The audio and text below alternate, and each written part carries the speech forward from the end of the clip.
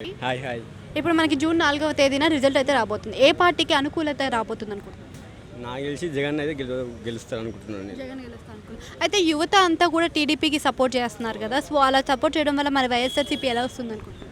నాకు తెలిసి ఎడ్యుకేషన్ బాగా అంటే స్కూల్స్ డెవలప్ చేశారు కాబట్టి దాన్ని బట్టి కొంచెం దాని ఎఫెక్ట్ ఉంటుందని నాకు అనిపిస్తుంది. అంతేకాకుండా మనకి జగన్ ప్రభుత్వంలో చూసుకున్నట్టయితే రౌడీ రాజకీయాలు ఎక్కువగా ఉన్నాయి అంటున్నారు. అవును, టీడీపీ వాళ్ళు కూడా చేశారు కదండి, వాళ్ళు చేస్తేనే వీళ్ళు రౌడీ రాజకీయం చేశారు.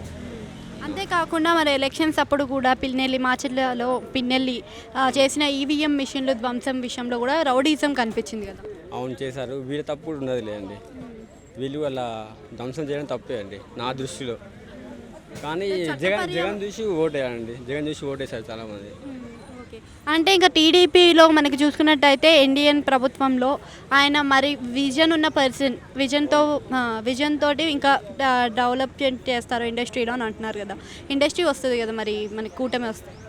అవును, ఇప్పుడు జగన్ కూడా ఇప్పుడు మాట్లాడుతున్నారు కానీ దాని గురించి త్వరలో అక్కడ కూడా కొత్త కొత్త ఇండస్ట్రీస్ వస్తాయని చెప్తున్నారు, చూద్దాం. అంటే మీకు జగన్ ప్రభుత్వంలో పరిపాలనలో మీకు నచ్చిన అంశం ఏంటి అసలు?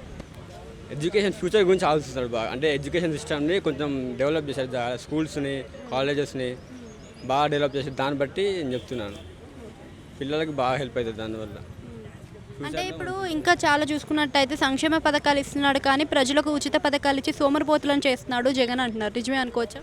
అవునండి, అది నిజమే. కాకపోతే ఎడ్యుకేషన్ ఒకటి కొంచెం చేంజ్ చేశాడు జగన్.